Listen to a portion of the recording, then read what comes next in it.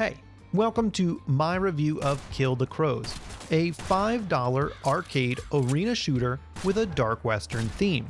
The game is centered around the game's only weapon, a revolver, a methodical and deliberate weapon that translates well into an arena shooter since you need to manage your ammunition. In fact, managing your resources is key to survival. Every shot counts. You can definitely get into trouble if you're not careful. It's a unique twist that gives Kill the Crows a slower vibe. So, as I said, Kill the Crows is an arena shooter. You're in an old, broken down western town, and enemies pour in from every direction. It's a fight to the death, and no one is messing around because it's one shot, one kill for both you and the enemies. As expected, the goal is to kill as many enemies as you can before you die. Failure is eventually going to happen. It's one of those games. Also note that while there are unlocks, I'll get to that later, Kill the Crows happens in one run. Once you die, you'll have to restart from the beginning again. A good strategy is to funnel enemies into the map's limited choke points. The enemies are kinda dumb and always follow the most direct path to you. It's a good thing though, or else it would be incredibly difficult to judge what's going to happen. The main character walks very slowly and has only a short role for emergencies. You must carefully manage the line of sight to enemies and keep your distance from them so you can reload. There's a lot to think about, and if the game was any faster, it might be too difficult. The gameplay works quite well. It's consistently a good mixture of enemies that make it a challenge to plan what your next move is.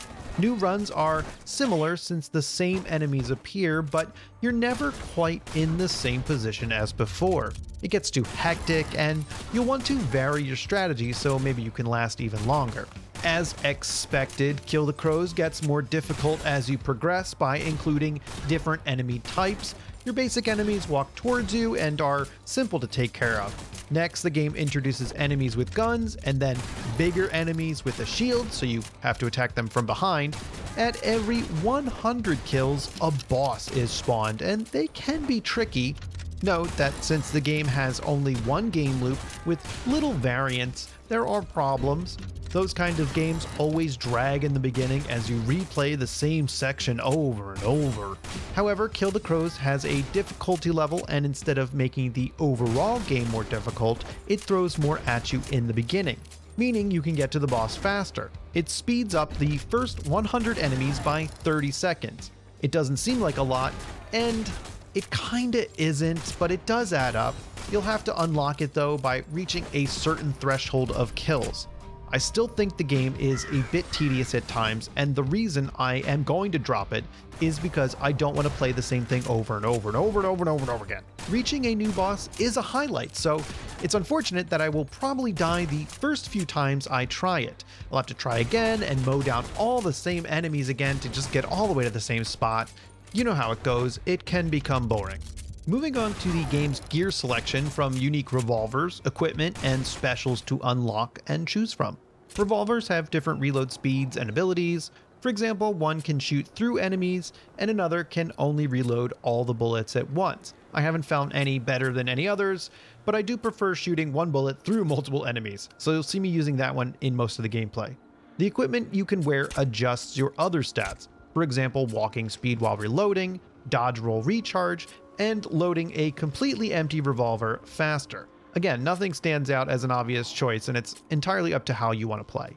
Finally, your special attack. It's called the Showdown, and it's your best way to get out of a difficult situation.